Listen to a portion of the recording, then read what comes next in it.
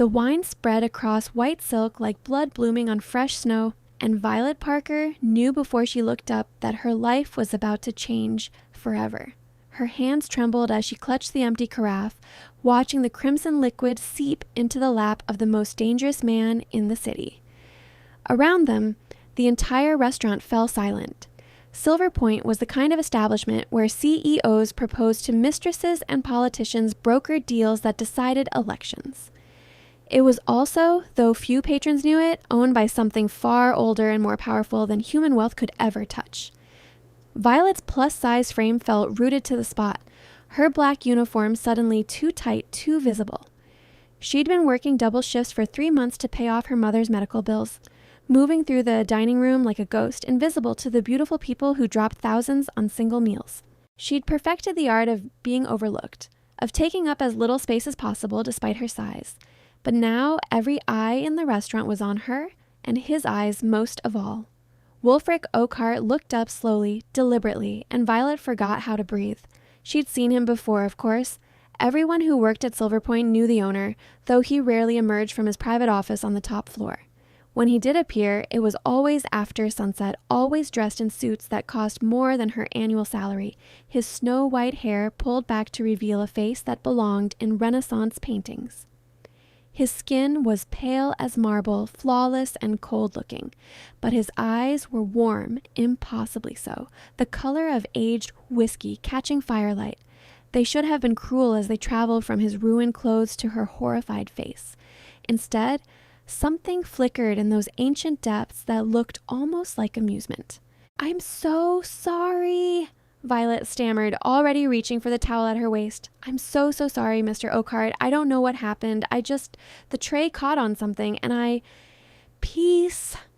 His voice was deep, accented with something old and indefinable. He rose from his seat with inhuman grace, wine dripping from his jacket. He was tall, easily 6'4", and the way he moved reminded Violet of predators she'd seen in nature documentaries. Efficient, purposeful, deadly. The maitre d' rushed over, his face pale with panic. "Mr. Oakheart, I am profoundly sorry. This employee will be terminated immediately, and of course will cover the cost of—" "You'll do nothing of the sort." Wulfric's gaze never left Violet's face. "Accidents happen, Marcus, especially on busy evenings." Violet's heart hammered so hard she thought it might crack her ribs. This close, she could smell him something like old wood and winter nights in wine cellars that hadn't seen sunlight in centuries. Something in her hindbrain screamed danger, but her body responded with a flush of heat that had nothing to do with fear. Wulfric reached into his jacket, the one she'd ruined, and pulled out a wallet. He extracted what looked like a credit card and pressed it into her shaking hand. "For your trouble," he said quietly, "and your excellent service this evening." Then he was gone, moving through the restaurant toward the back exit with that same liquid grace. Violet stared down at what he'd given her. Not a credit card, a check, made out to cash for $50,000. She nearly dropped it. "What did he give you?" Marcus hissed, trying to snatch the check from her hand. Violet pulled back instinctively, clutching it to her chest. "Nothing. I don't know. She couldn't think, couldn't breathe. $50,000. That would cover her mother's treatments, the surgery the insurance company kept denying, maybe even the experimental trial in Boston. "I need to take my break." She didn't wait for permission, just fled toward the staff bathroom, her curvy hips bumping against tables in her haste. Inside, she locked the door and stared at the check under the fluorescent lights, half convinced it would disappear like fairy gold. But it remained solid, real, signed in elegant script that looked centuries old. Why? Why would he do this? Her phone buzzed. A text from her mother. "How's work, honey? Don't forget to eat something." Violet's eyes burned. She'd been surviving on staff meals and coffee for months, picking up every extra shift she could.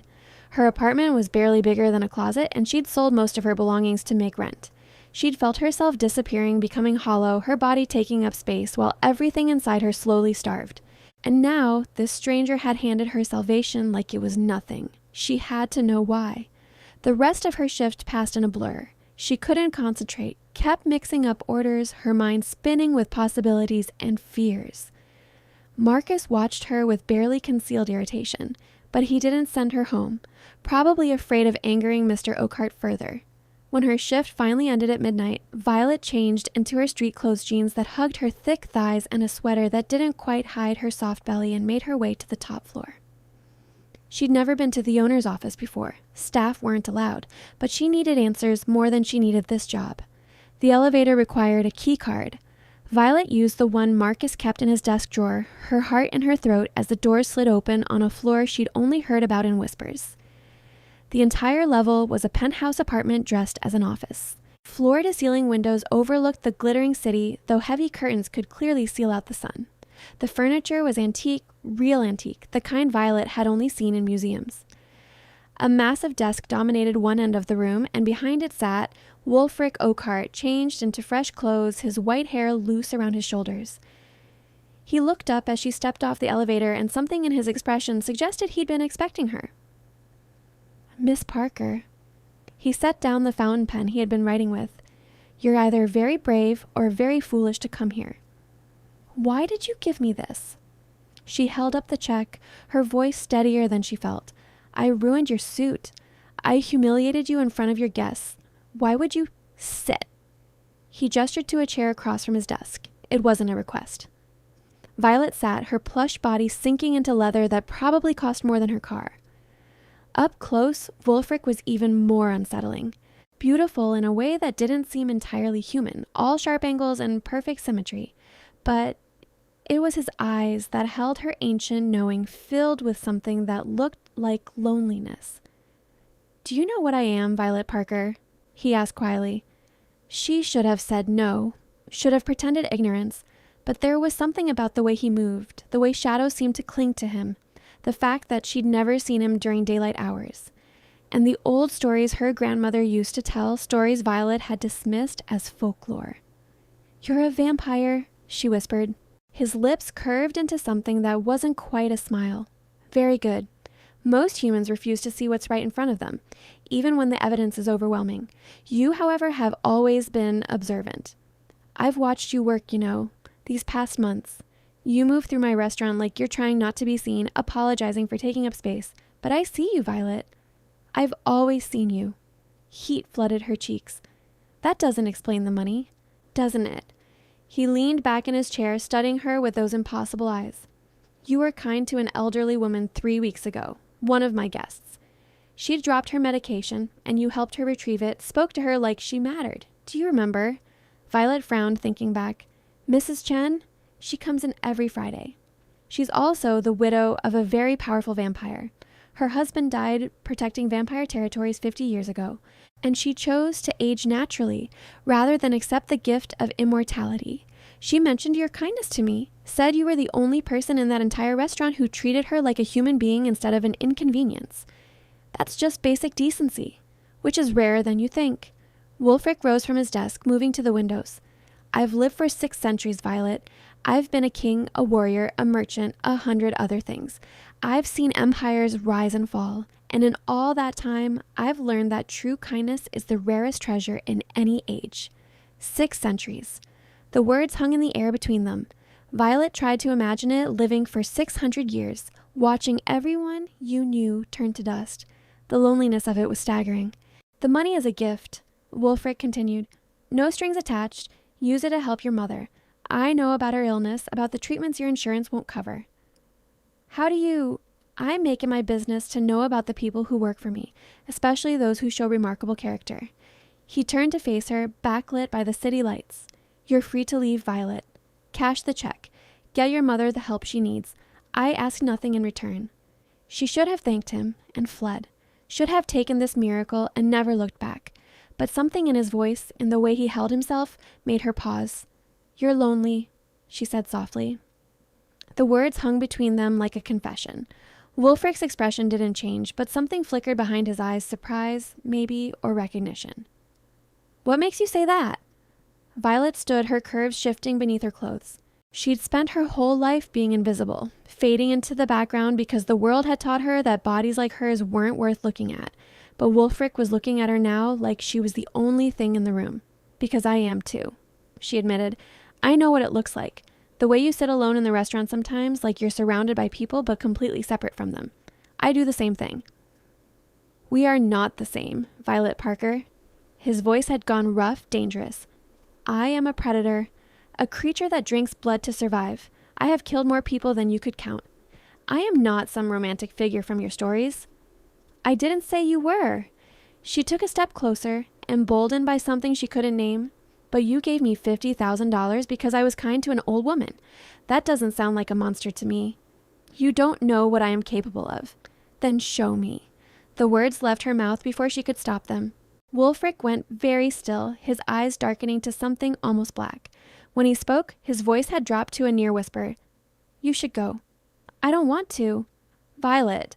Her name was a warning, a plea. You're playing with forces you don't understand. So teach me. She was close enough now to feel the cold radiating from his body, like standing near an open freezer. You said you've been watching me. Well, I've been watching you too. Every time you come downstairs, every time you sit alone in that corner booth. I know you always order wine, but never drink it. I know you tip everyone exactly $100, no matter what they serve you. I know you look at the couples dining together like you're remembering something you lost. Stop. The word came out harsh, almost broken. Why did you really give me that money? Violet pressed. And don't tell me it was just because I was nice to Mrs. Chen. For a long moment, Wulfric said nothing. Then, slowly, he reached out and touched her face, his fingers cold as ice against her warm skin.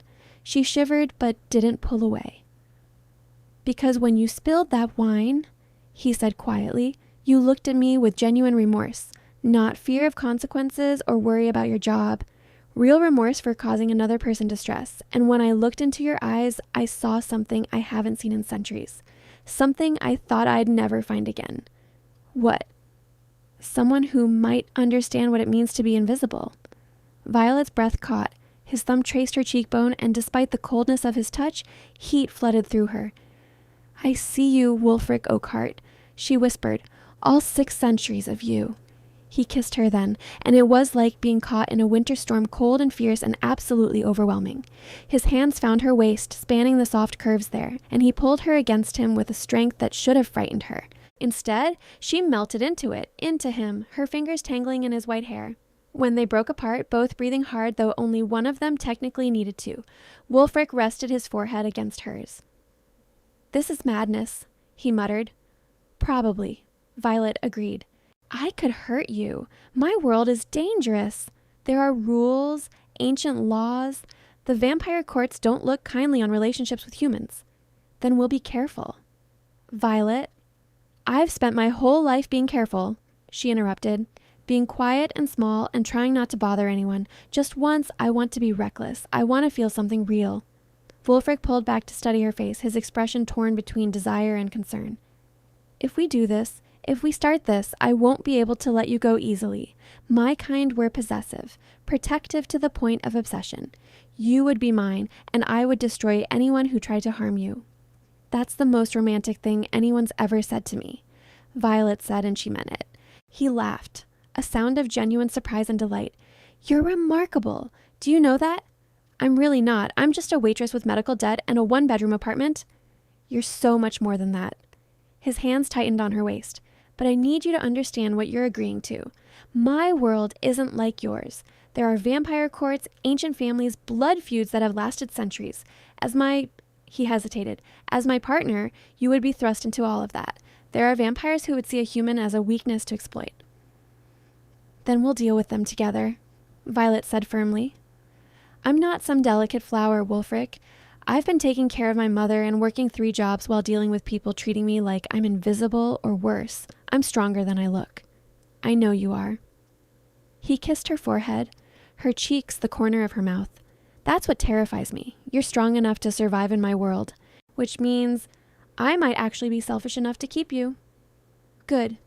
Violet wrapped her arms around his neck, because I'm not going anywhere. Over the following weeks, Violet discovered what it meant to be courted by a vampire king. Wulfric moved slowly, carefully, always conscious of the danger he represented. He taught her about vampire society, the ancient courts that governed their kind, the blood laws that prevented chaos, the careful balance they maintained with the human world. The vampire realm wasn't separate from humanity, she learned. It existed within it, hidden in plain sight. Ancient families controlled corporations and governments, their immortality giving them patience and resources humans couldn't match. Wulfric himself was part of the High Council, one of 7 vampire kings who maintained order across North America. "Why a restaurant?" Violet asked one evening as they sat in his penthouse. She'd cashed the check, scheduled her mother's surgery, and cut back to part-time hours at Silver Point. Wulfric had insisted he wanted more time with her, and he had the resources to make it possible. "I enjoy watching humans," he admitted. "The way you live, love, eat, celebrate. You pack so much into your brief lives. It reminds me why I protect the balance between our worlds. And the food, even though I can't eat it, is artistry. I appreciate art in all its forms." "Do you miss it? Food?" "Sometimes." He pulled her against his side, and she curled into him, her soft body fitting perfectly against his lean frame. "But I gain other things, time, strength, the ability to protect what I care about." "Is that what I am? Something you care about?" "Violet." He tilted her face up to meet his gaze. "You are quickly becoming everything I care about, which is precisely why we need to be careful. There are those in the vampire courts who would see our relationship as a threat." "Why?" "Because vampire kings are supposed to be above human concerns. We're meant to rule objectively, without the messy complications of love. If the other kings learned that I'd formed an attachment to a human, they might see it as a weakness. Or worse, they might try to use you against me." Fear trickled down Violet's spine. "So what do? We're careful. We keep this private for now, and I teach you how to protect yourself." His hand traced down her arm, his touch reverent despite the serious conversation. "I won't lose you, Violet. I've lived 600 years alone. Now that I've found you, I'll burn the world before I let anyone take you from me." The possessiveness in his voice should have frightened her. Instead, it made her feel safe, valued, seen in a way she'd never experienced. Wulfric didn't look at her body with disgust or discomfort. He touched her curves like they were treasures, told her she was beautiful until she almost believed it. But their careful secrecy couldn't last forever. It was Mrs. Chen who brought the warning. She appeared at Violet's apartment one evening, moving with surprising speed for someone who appeared elderly. The moment Violet opened the door, Mrs. Chen pushed inside, her aged face tight with worry. "They know," she said without preamble. "The vampire courts. About you and Wulfric." Violet's heart sank. "How?" "There are always spies, child. Always those looking for advantage. The other kings have called a conclave. They are demanding Wulfric appear before them and explain his relationship with a human. What will they do to him?" "To him? Nothing. He's too powerful, too important. But you..." Mrs. Chen's expression softened with pity. "They'll demand he give you up, and if he refuses, they might vote to remove you from the equation permanently." Cold fear washed over Violet. "You mean kill me?"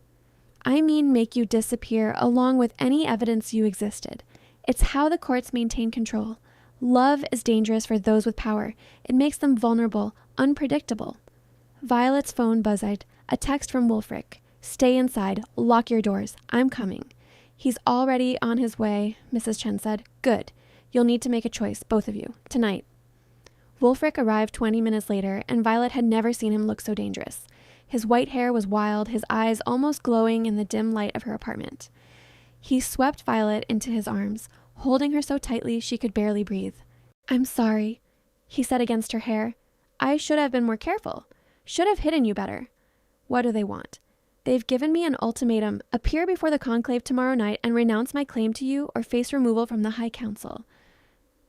"What happens if they remove you?" "I lose my territory, my position, my influence.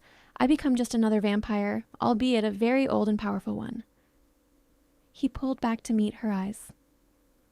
"But I don't care about any of that, Violet. I care about you. If they think I'll simply hand you over to appease their paranoia, they're wrong.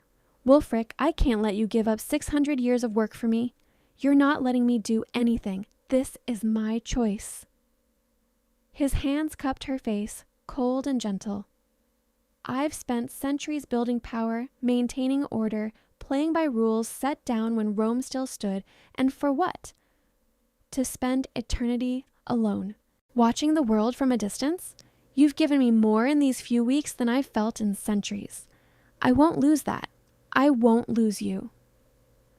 There has to be another way, Violet insisted. She looked at Mrs. Chen. You said they want him to renounce his claim. What if I'm not human anymore? The silence that followed was absolute. Wulfric's expression went carefully blank, while Mrs. Chen's eyes widened with understanding. The vampire gift, the old woman breathed. If he turned you... No. Wulfric's voice was hard as stone. Absolutely not. Why not? Violet asked. You said yourself that vampires are possessive.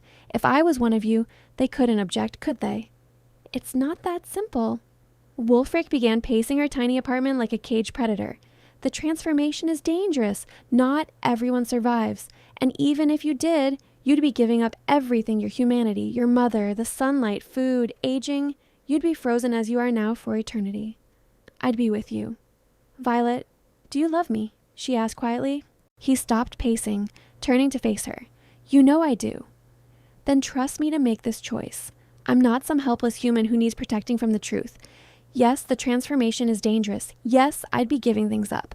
But I'd also gain time with you, time to see the world, time to become something more than I ever dreamed possible. She moved closer to him, taking his cold hands in her warm ones. You've spent 6 centuries alone, Wulfric. I've spent 26 years invisible. Maybe we both deserve something better. If something went wrong, he said roughly, if I lost you during the transformation, then we'll have tried. But if we do nothing, the vampire courts will kill me anyway, won't they? Wulfric's silence was answer enough. Mrs. Chen cleared her throat. There is precedent. If Wulfric turned you before the conclave, presented you as his vampire mate, they would have no grounds to object. Vampire kings have taken vampire consorts throughout history. It's only human attachments they fear. Because humans die, Violet realized. They're afraid a vampire king might go mad with grief. Or become vulnerable while distracted by human concerns. Mrs. Chen agreed. But if you were a vampire, immortal like him, those concerns disappear. Wulfric pulled Violet against him, his face buried in her hair. She could feel him trembling, this ancient, powerful being, terrified of losing her. I need to know you're sure, he whispered. Once this is done, there's no going back. You'll be vampire for the rest of eternity, and you'll be bound to me in ways humans can barely comprehend. Our kind, when we choose a mate, it's forever. Absolute. I would be yours, and you would be mine, and nothing in this world or the next could change that. Violet thought about her life, the struggle, the invisibility, the constant feeling of being too much and not enough simultaneously. She thought about her mother, about the surgery that was already scheduled, already paid for. Her mom would be okay, would have the best care money could buy, and Violet would have a chance at something extraordinary. I'm sure, she said. The transformation happened in Wulfric's penthouse high above the city. He'd explained the process carefully. His bite would drain most of her blood, bringing her to the edge of death, and then she'd drink from him. His ancient blood would transform her cells, rewrite her DNA, turn her into something new. It will hurt, he warned, sitting beside her on the massive bed. I won't lie to you about that. It's been described as feeling like your body is being torn apart and rebuilt, but I'll be here, Violet. Every moment, you won't be alone. I trust you, she said simply. He kissed her, then deep and desperate, and she tasted his fear beneath the passion. Then his lips traveled to her jaw, her throat, and she felt his fangs, sharp as surgical steel, pierce her skin. The pain was immediate and intense. Violet gasped, her hands clutching Wulfric's shoulders as he drank. But beneath the pain was something else, a dark pleasure, an intimacy more profound than anything she'd experienced. She could feel his mind brushing against hers, his emotions flooding through the connection the bite created. Love, fierce, consuming, absolute love. She was dimly aware of him pulling away, of something being pressed to her lips. Drink, Wulfric commanded, and she obeyed without thinking. His blood was strange cold and thick and tasting of metal in winter nights. But as it filled her mouth, slid down her throat, everything changed. The pain exploded. Violet screamed, her body convulsing as Wulfric's blood began its work. She felt like she was burning from the inside out, every cell igniting, dying, being reborn as something other. Her heart raced, then slowed, then stopped completely for one terrifying moment before beginning again with a rhythm that felt wrong, too slow, too steady. Through it all, Wulfric held her, his voice in her mind constant and reassuring. I'm here, love. I'm here. You're doing so well. Just hold on. Stay with me. Time lost meaning. The pain went on forever and ended in an instant. When Violet finally opened her eyes, the world had changed. Everything was sharper, clearer. She could hear the blood rushing through Wulfric's veins, could smell the city far below, could see in perfect detail despite the darkness of the room. And she was cold, so cold her body temperature dropped to match the ambient air. Violet? Wulfric's voice was cautious, hopeful. Can you hear me? She sat up slowly, testing her new body. She felt strong, powerful, like she could lift a car or run for miles without tiring. Her soft curves remained, but now they were supported by supernatural strength. She was still herself, still plus size, still Violet Parker, just more. I can hear you, she said, and her voice was different too, carrying an edge of something predatory. I can hear everything. Relief flooded Wulfric's face. He pulled her into his arms, holding her like she might disappear. You're alive. Thank God you're alive. I'm vampire, she corrected and felt a grin spread across her face. I'm like you now. Not quite like me. You're newly turned. You'll need to feed soon, need to learn control. But yes, essentially, you're a vampire now. You're mine now, in every way that matters. The possessiveness in his words sent heat through her, despite her new cold body. And you're mine, she said firmly, always. He kissed her. And it was different now. Cold meeting cold, predator recognizing predator. But the love remained, stronger than ever, amplified by whatever supernatural bond connected vampire mates. They spent the next hours preparing for the conclave. Wulfric taught Violet how to feed, bringing her bottled blood from the stores he kept. It was strange, drinking blood like wine, but her new body craved it, needed it. He also taught her how to move with vampire speed, how to access the supernatural strength, how to guard her thoughts from other vampires who might try to read them. The conclave will try to intimidate you, he warned. They're ancient, powerful, and they don't like change. They'll see you as an upstart, a human who dared reach above her station. But you're not human anymore, Violet.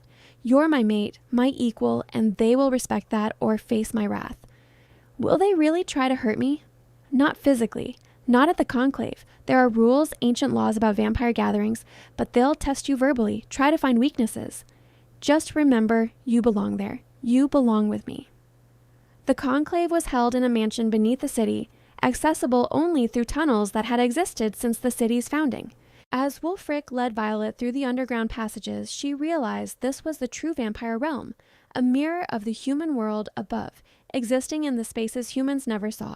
The conclave chamber was magnificent, a vast hall carved from living rock, lit by hundreds of candles and filled with vampires. Violet could feel their age, their power, pressing against her new senses like physical weight. At the far end sat 6 thrones, occupied by vampires who made even Wulfric look young, the other vampire kings. Wulfric Oakheart, one of them said, a vampire woman with white hair that fell to her feet. You come before us in defiance of our summons. We called for you to renounce your human attachment. Instead, you bring that human here, turned vampire. Explain yourself. Wulfric's hand tightened on Violet's, and when he spoke, his voice carried the weight of 600 years of authority. Honored kings, I present Violet Penrose, my chosen mate, vampire by my blood and will. There is no human attachment to renounce. She is one of us now. A male vampire on another throne leaned forward, his eyes cold as ice. A clever solution, Wulfric, but it doesn't address our concerns. You transformed this human out of infatuation, not strategy. You've allowed emotion to compromise your judgment. I've allowed emotion to remind me why we do what we do. Wulfric countered. We maintain the balance between vampires and humans not out of cold logic, but because we remember what it was to be human, because we value life, even as we exist outside its normal bounds. Violet makes me a better king, not a weaker one. Pretty words, the woman on the center throne said, but we require proof. If this newly made vampire is truly worthy to stand beside a vampire king, let her prove it. Let her face the trial of blood. Violet felt Wulfric go rigid beside her. That's unnecessary. She's barely hours old as vampire. The trial is meant for those who have had decades to learn control. And yet, if she's strong enough to be a king's mate, surely she can pass a simple test. The woman's smile was cruel. Unless you doubt her strength, Wulfric? It was a trap, Violet realized. Refuse, and they'd claim she was too weak, that Wulfric's judgment was compromised. Accept, and she'd face some tests she wasn't prepared for. But she hadn't come this far to back down now. I'll do it, she said clearly. Whatever your trial of blood requires, I'll face it. Wulfric turned to her, his expression anguished. Violet, you don't have to. Yes, I do. She met his eyes, letting him see her resolve. Trust me. The trial of blood was simple in concept, terrible in execution. Violet was led to a separate chamber where a human waited a volunteer who'd been paid handsomely to offer their blood to a newly turned vampire. The test was whether Violet could feed without killing, whether she had the control to stop before draining the human dry. Newly made vampires are driven by bloodlust, the female king explained. They can't control their hunger. It's why we don't typically allow them into vampire society until they've aged at least a decade. But if you truly have the strength to be a king's mate, you'll prove it now. Feed, but don't kill. Show us you're more than just a monster driven by instinct. Violet stared at the human, a young man who looked terrified despite the money he'd been promised. She could hear his heartbeat, smell the blood rushing through his veins. Her fangs descended without conscious thought, and hunger roared through her like a living thing. Every instinct screamed at her to feed, to drink, until the hunger was satisfied. But beneath the monster's voice, she heard Wulfric's lessons, felt his presence in her mind, steady and sure, remembered why she'd chosen this not for power, but for love. She approached the human slowly, gently. I won't hurt you, she promised, though she wasn't sure she believed it herself. Then she bit, careful and controlled, and the blood was ecstasy, better than anything she'd ever tasted. The hunger tried to consume her, tried to make her drink and drink until nothing remained, but Violet held on to herself, to her humanity, to the love that had brought her here. She took only what she needed, then pulled away, sealing the wound with a touch of her tongue the way Wulfric had taught her. The human slumped but remained alive, breathing hard but unharmed. Violet turned to face the vampire kings, her chin high despite the blood on her lips. Is that sufficient proof? The silence that followed felt like judgment. Then slowly, the female king began to applaud. Remarkable. I've never seen a newly made vampire with that kind of control. Perhaps Wulfric's faith in you isn't misplaced after all. She is extraordinary, Wulfric said, pride and relief flooding his voice. He moved to Violet's side, pulling her against him. As I've been trying to tell you, Violet isn't weak because she was human. She's strong because she chose to be vampire. That choice, that will, makes her exactly the kind of being who belongs in our world. The male king who challenged them earlier shook his head slowly. You make a compelling argument, brother, but understand this: by taking a mate, you've given yourself a vulnerability. If she's harmed, you'll be compromised. That makes both of you targets. Then anyone who targets her will face the full extent of my wrath, Wulfric said calmly. I've been merciful these past centuries, honorable, but threaten what's mine, and I'll remind everyone why I was once called the Bloodstorm of Kiev. The name sent ripples through the chamber. Violet filed it away to ask about later clearly. Wulfric's past was more violent than he'd let on.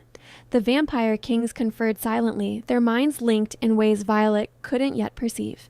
Finally, the central king spoke. Very well. We recognize that Violet Penrose as vampire, as Wulfric Oakheart's chosen mate. She may reside in his territory and share his status. But know this, young one, you've entered a world of ancient politics and older grudges. Watch your back. Not all vampires will be as accepting as we've been tonight. Noted, Violet said, refusing to show fear. They were dismissed, and Wulfric practically dragged her out of the chamber, through the tunnels, back to his penthouse. The moment they were alone, he pulled her into a kiss that was desperate and fierce and full of the terror he'd been hiding. Never again, he said against her lips. Never put yourself in danger like that again. I had to prove myself. To them, to you, to me. Violet kissed him back just as fiercely. I'm not some fragile thing you need to protect, Wulfric. I'm your mate, your equal. We face things together or not at all. You're right. He rested his forehead against hers, breathing her in even though neither of them needed air anymore. I know you're right, but you need to understand I've lost everyone I've ever cared about. Watch them age and die, turn to dust. The thought of losing you, of failing to protect you, you won't lose me. I'm immortal now, remember? We have forever. Forever, he repeated like he couldn't quite believe it.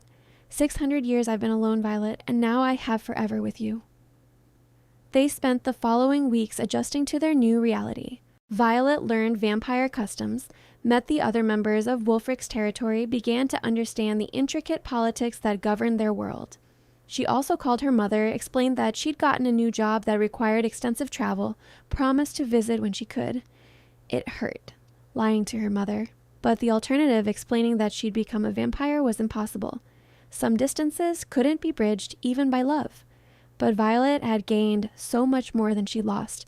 Wulfric taught her to use her vampire speed to access supernatural strength to shield her thoughts from others. He showed her the hidden parts of the city, the places where vampires gathered away from human eyes. He introduced her to art and music and literature from centuries before she was born, and every night they returned to his penthouse to each other, learning what it meant to be vampire mates. The bond between them was absolute, soul deep. Violet could feel Wulfric's emotions as clearly as her own, could sense when he was near, could call him with a thought. It should have been overwhelming, but instead it felt right, natural, like she'd been waiting her whole life to be this connected to another being. 3 months after her transformation, Violet stood in the restaurant where everything had begun. Silverpoint looked different through vampire eyes. She could see the patterns in the tablecloths, hear every conversation simultaneously, smell what each patron had ordered before the food arrived. Strange, isn't it? Mrs. Chen appeared at her elbow, moving with the speed and grace she'd hidden while playing at being elderly. Seeing the human world from the outside? Very strange. Violet smiled at the woman who'd become her friend and mentor in vampire society, but not unwelcome. You've adapted well. Better than most new vampires. Wulfric is lucky to have found you. I think we're both lucky, Mrs. Chen squeezed her arm. Love is rare among vampires, child. We live so long that passion fades, becomes memory. But what you and Wulfric have, that's the real thing. The kind of connection that lasts centuries. Guard it well. I will. Wulfric appeared then, dressed in another perfectly tailored suit, his white hair gleaming in the candlelight. He looked at Violet like she was the only person in the room, like she was precious beyond measure.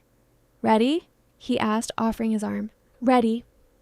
They left the restaurant together, stepping out into a night that belonged to them. Above, stars glittered in a sky that Violet would never see fade to dawn. She was a creature of darkness now, bound to the night. But she couldn't bring herself to mourn the sun. Not when she had forever stretching out before them. I have something for you, Wulfric said as they walked through the city streets, moving too fast for human eyes to track. He led her to a building she'd never noticed before, hidden between 2 skyscrapers. Inside was an art gallery, private, exclusive, filled with paintings that belonged in museums. This is yours, Violet breathed, staring at a canvas that had to be worth millions. Ours now, Wulfric corrected. I've been collecting for centuries. Art, music, books, experiences, everything beautiful and worth preserving. I want to share it all with you, Violet. Want to show you the world through immortal eyes. She turned to face him, this ancient vampire king who'd given her everything. Why me? Of all the people in all the centuries, why did you choose me? Because you saw me, he said simply. Not the king, not the vampire, not the monster. You saw me, Wulfric, lonely and longing for connection, and you offered yours freely, without expecting anything in return. That kind of authenticity is rarer than any treasure I've accumulated. I love you, Violet whispered. Not because you're powerful or immortal or rich. I love you because you're kind, because you value life even after 600 years, because you looked at a fat waitress who spilled wine on your suit and saw someone worth knowing. I love you, Wulfric replied, because you're brave and strong and absolutely extraordinary, because you faced the vampire courts without flinching, because you chose this life, this world, me, knowing all the risks. You are my greatest treasure, Violet Penrose, more valuable than centuries of accumulated wealth. He kissed her there, surrounded by priceless art, and Violet thought this was what immortality meant, not living forever, but having forever to love someone. Having time to learn every detail, every secret, every dream. having centuries to build something beautiful together. "What do we do now?" she asked when they finally broke apart. "Now?" Wulfric's smile was pure happiness.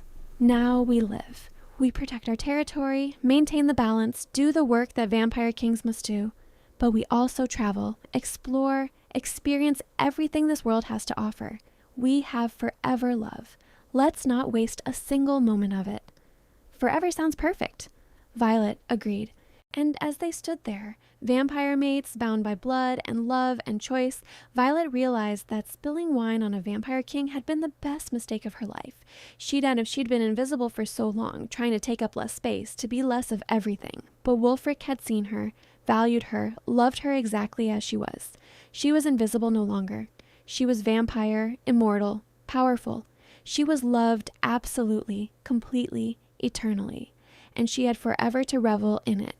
The future stretched ahead of them, dangerous certainly, full of vampire politics and ancient grudges and the constant balance between their world and the human one.